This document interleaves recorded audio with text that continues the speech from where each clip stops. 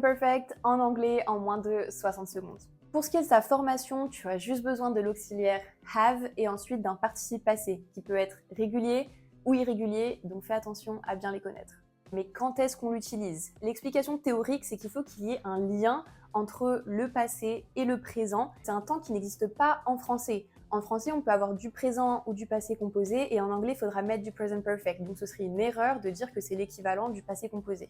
3 exemples hyper concrets de phrases typiques où tu vas avoir besoin du present perfect. Your computer has been updated. En gros, ton ordinateur, il a travaillé à faire une mise à jour, donc maintenant, tu peux utiliser un ordinateur actualisé.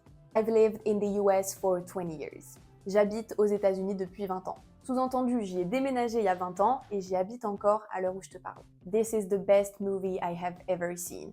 Là, je fais une sorte de bilan entre tous les films que j'ai regardés dans mon passé jusqu'à l'heure d'aujourd'hui et je te dis que celui-ci, c'est le